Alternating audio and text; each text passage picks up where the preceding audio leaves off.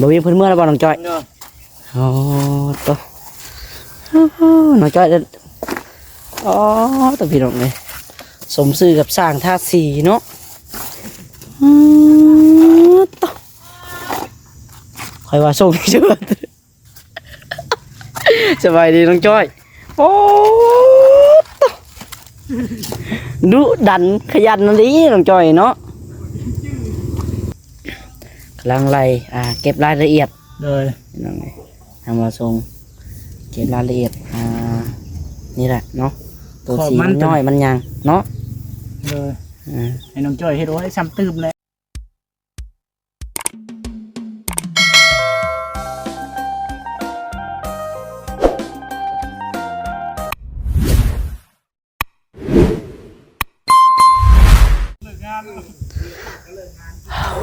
เป็นยังไงเนาะมาเบิ่งกำแพงที่สุดสวยงามเนาะบาทนี่โตอยู่หน้าเฮือนหน้าซานของน้องจ้อยพี่น้องเลย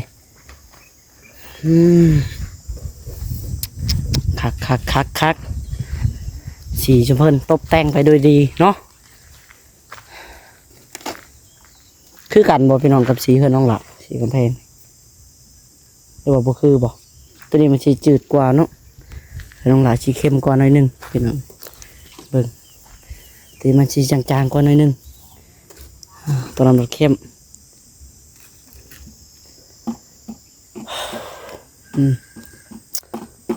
เอาจังใด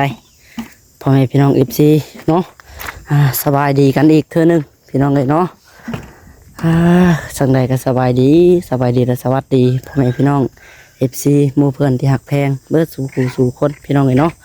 เบิดสมองสู่บอลเข้ามาอัปเดตเบิ่งเฮือนซ่านันเป็นของน้องจ้อยพี่น้องเลยตอนแรกเนาะหลังจากเบาเวียงกับเมื่อพี่น้องเลยเบาเวียงเพิ่นเมื่อแล้วบ่น้องจ้อยอ๋อตัวน้องจ้อยอ๋อตัวพี่น้องเลยสมซื่อกับสร้างท่าสีเนาะตัวคอยว่าส่งเชื่อสบายดีน้องจ้อยโอ้ตัวดุดันขยันนั่นดิน้องจ้อยเนาะตัวไผ่น้องจ้อยนะเห็นบ่น้องจ้อย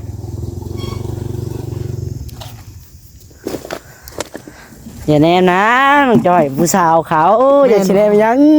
เห็นกับเบิ่งน้องเทได้แม่นบ่สุดจุกกินนี่น้องเทบ่ตัวรูปร่างเพิ่นเป็นยังไงบ่ธรรมดาเนาะ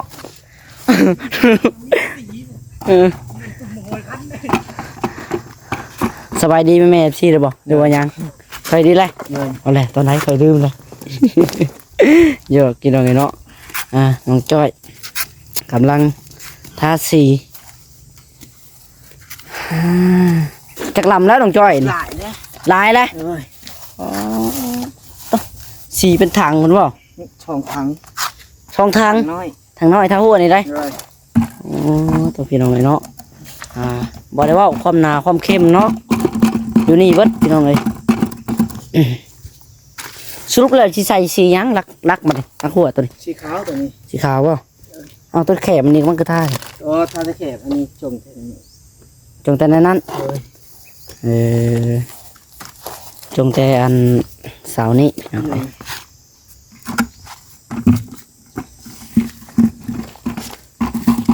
มาหันมาเบิ่งทางบ่าวส่งกันได้บัดนี่เนาะเบิ่งน้องจ้อยสะใจได้พี่น้องเลยเดี๋ยวกลับไปเบิ่งอีกบ่าวส่งก็จะคือกันกับน้องจ้อยมาจักนี่เนาะบ่ปานใดนี่เนาะน้องจ้อยดีเนาะสบายดีบ่าวส่งบ่าวส่งบ่ปานใดพี่น้องเนาะบ่ชูน้องจ้อยดอกบ่ชูน้องจ้อยดอกน้องจ้อยเดี๋ยวป้อผู้คอยเอาผ้าแพร่ไปน้ำแล้วเอาเสื้อเช็ดเลยในทีมนะเบิ่งเสือถ้าหัวนี่นะได้ทิมคอยแล้วมันติดเลยเอามาแพ้เช็ดเล่าเอาเสือโลดถูแล้วเนาะมาจะพอแล้วจะเต็มเสือแล้วกำลังไล่เก็บขอบเป็นยังไงเนาะสีรองพื้นเบิดบ่ทาก็ว่าสีเป็นถังบ่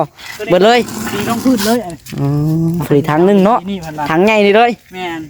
เบิด ฟรีเบิดเนาะ เลย โอ้พอพี่น้องเนาะจักล้ำสีรองพื้น โอ้ยนับบุกูได้สีของผืนลายลี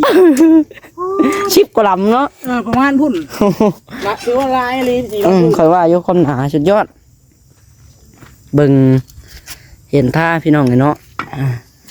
ไม่ได้ไล่เก็บให้มันเรียบร้อยเลย เลยไหนเก็บมันแล้ว เป็นบัวเป็นหยังท่าเบิดพี่น้องเรียบร้อยงาม ไปเซ็ตไปสิข่อยเราเสือรถสิ เจ้าจับผ้าแพรไปน้ำเนาะ เราเสือตุ้ยแล้วเราบอกโอ้ยเจ้าซ่าเราเอาพระเพเรา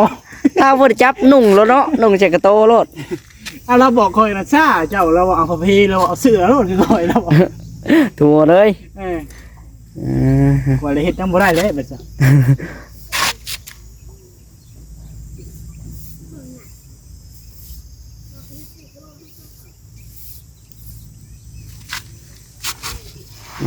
น้องไอ้เนาะ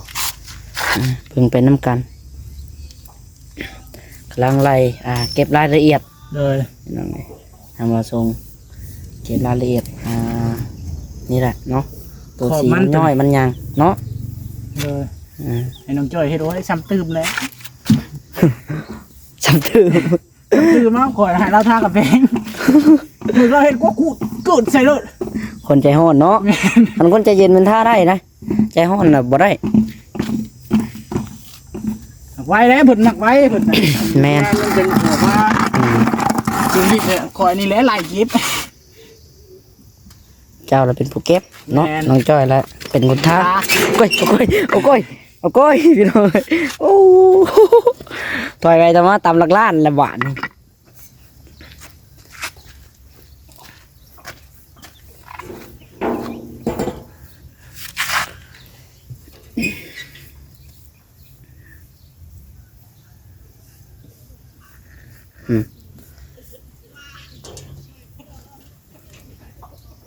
เพื่อสิได้เนาะบ่ได้ง่ายต้องใส่สายตาจ้องขนาดพี่น้องเนาะ ดีได้อย่างที่ได้ บัดท้าแล้วก็ได้หับรางวัลได้เนาะคนยังจะกล้าบานประตูอีกกี่ได้ ฮะ บานประตู ประตูเพื่อนใหญ่น้องจ้อยบ่ ประตูเบื้องเยี่ยมคนละ อ๋อไปท้าไหม โดย สีมันยักร้อนได้เนาะ หวาอยู่ น้องจ้อยนี่ป๊าดสุดยอดความดุความขยันพี่น้องเนาะ เห็นเบิ่งเสืออะไรแล้วนะ เอ้ยเขาว่าเราแก่เฉยจักคิดว่าอะไรเนาะก็ขาวมันโพน มันแล้วข่อยว่าโอ้ยเจ้าละเต็มซะไปเฮบังไพ่รถข่อยว่า รุ่นนี้แหละเนาะ รุ่นนี้ จะใช้ย่างหมวกในวันฮ้อนน้องจอยกันเลยโอ้ยเดี๋ยวตาตัวเองไม่ใช่วันนี้ ไปเลี้ยวเองก็ได้มันยังงู เราอบผิวแล้วเนาะเราเริ่มอบแล้วพี่น้องน้องจอยนี่แต่เธอเห็นส่งขาสั้นเสื้อแขนสั้น ท่าสีสองมือเปกเลย เนาะ โอ้ผิว อบผิวนะเริ่มยังมีผู้สาวแล้วเนาะ หักบ่เนาะอยากดำ โอ้ยตะกี้ไม่ได้รักษาผิวเด้ไม่ได้เริ่มรักษาผิวนะดีเจเขาเปิดเพลงเลยน่าเต้นอะไรเนาะนี่ ประตูทำเนาะ ดีเจประตูมันจีบเข้าว่าน้องกล้องก็ได้เสียงคนนี้ ว่าได้ยินเองได้ ฮะ ได้ห้องบอกคุณพิษตัว บอให้ลงเสียงนะผู้ช่วยเอ้ยเบาเสียงเพลงหนะเด้อ ขอยานเข้ากล้องคอยเบาลงหน่อยนึงอยากพังน้ำอยู่ดอกมวนอยู่ดอกข้าไหนพี่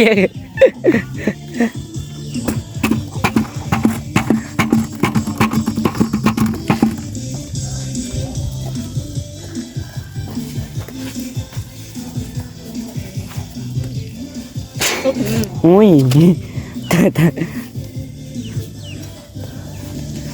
เดี๋ยวหน่อยเนาะไอ้จอย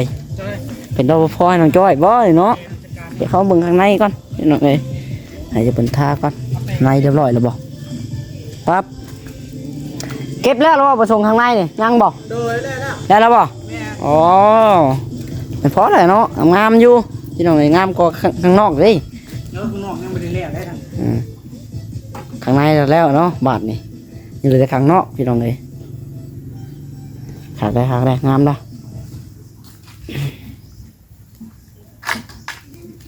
ได้จังหวะสีครับหรือว่า โอเคอยู่ได้งามอยู่ โอเคอยู่พี่น้องเอ้ยเนาะงามอยู่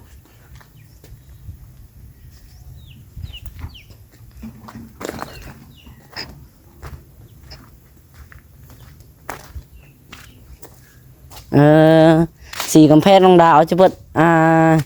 จะเปิดเอาแบบอันแผ่นเซราเนาะ แม่ น้องหลาก็ได้พี่น้องหาก็สังเกตเบิ่งว่าส่วนทาสีแบบเดียวกับแผ่นเซราเลยเนาะสีกำแพงน้องจ้อยก็คือบ่แผ่นเซรา จะคล้ายๆคือแล้ว คล้ายๆอยู่เนาะ แม่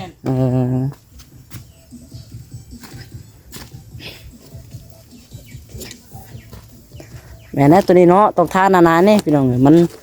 ถึกลมถึกแดดได้ตัวนี้เนาะฝนบ่ว่าสิทนได้สำใดเนาะ วางได้ถึงผลละคูลงมืดเนาะ โอ้ ประตูดวงดาวเป็นแน่ มันอาจสิคู่ดอกมันเป็นสีน้ำอยู่แล้วเนาะลองเบิ่งพี่น้องเป็นฟังเบิ่งเอาบ่คู่ดอกแน่นอนบ่คู่มันเป็นสีน้ำเลย เพื่อย่อยในจ่องลายเนี่ย คิ้วเนาะ แม่น ซาซีเนี่ย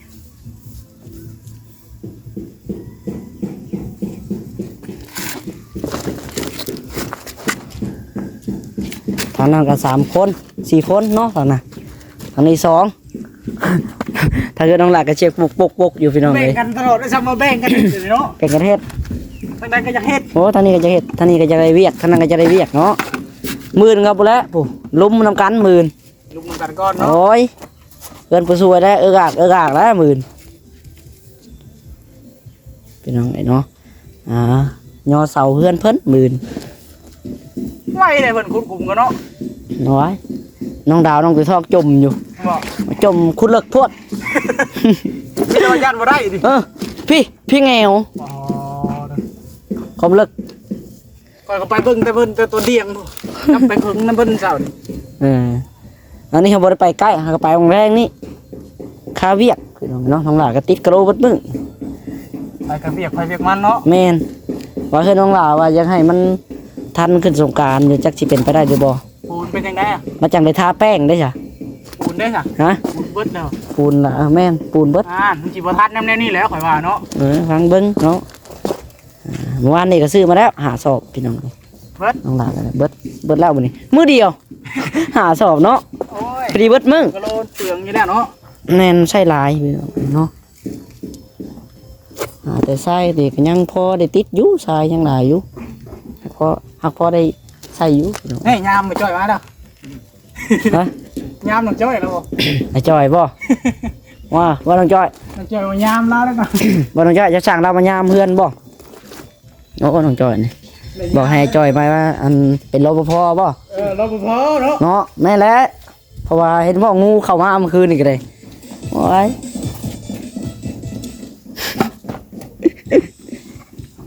ว่าจ้ะ เป็นไงแล้วน้องจอยอ๋อตะเท่ดีน้องจอยเนาะเอากินเงาสิเบิดเลยฮะเบิดอันนี้ละยาบ่ยังบ่ได้ปานใดน้อยเดียว เรียบร้อยบนก่อนนั่งไงพักนี่ได้คันเดียวงาม อ๋อต้องน้องจอยก็จนเหงาหลายเติบเนาะน้องจอย โอ้ยเด็ดครับ แดดอะดีพี่น้องเอ้ยแดดแห้งว่าแดดก็ยังบ่ซ้ำเมื่อวานนี่ได้ แม่นแม่นแม่น สำหรับมื้อนี้มันสิเย็นกว่าหน่อยนึงพี่น้องเอ้ย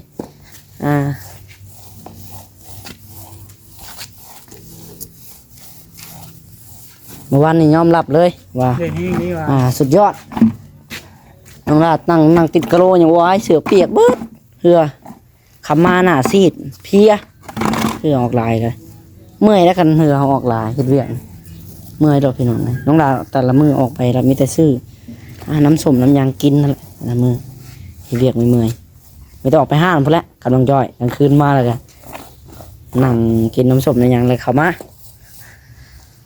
มันเมื่อยเด้เห็นเฮาบ่กินของบำรุงในบัดแห้งเมื่อย โอ้ยตื่นแล้วเนาะ แห้งตื่ม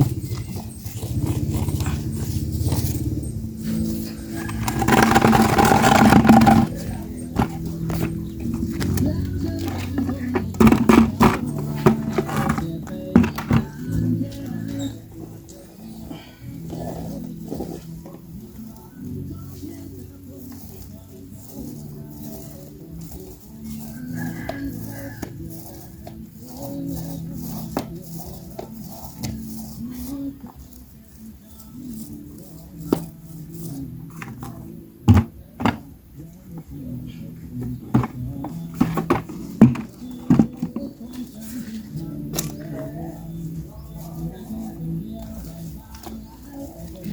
าะเบิ่งไปนำกันเอาจังใดก็เนาะเห็นเบาเวียงมันสร้างปูนขึ้นมาเป็นเท่ตัวไหนน้องจ้อยอันนี้บ่อ๋อเห็นเลยเนาะยังเสร็จเทอยู่เทตัวนี้ว่าซั่นบ่แหละบัดว่างๆบัดเบาเวียกเฮือนน้องหลานยังเหลือเล็กน้อยแล้วก็มาเทพี่น้องเอ้ยเบิ่งก่อนเบิ่งสถานการณ์ก่อนบางทีบอกว่างๆนี่ก็มาเฮ็ดเนาะน้องเถื่อก็เทได้อยู่ดอกพี่น้องเอ้ยตาได้อยู่ดอกปูนไปเชียวนะพี่น้องเนาะโอเคสำหรับคลิปนี้ก็ได้เนาะเดี๋ยวขอตัวลาไปก่อนได้พี่น้องเอ้ยสำหรับเพื่อนน้องจ้อยเนาะให้จะเป็นเฮ็ดเวียกก่อนน้องดาก็จะขอตัวไปก่อนพี่น้องเอ้ยจังใดก็ขอบุญขอบคุณทางผู้หลักผู้ใหญ่เด้อที่มาสดช่วยเหลือน้องจ้อยตลอดมาพี่น้องเอ้ยเนาะขอให้ทางผู้ใหญ่ใจดี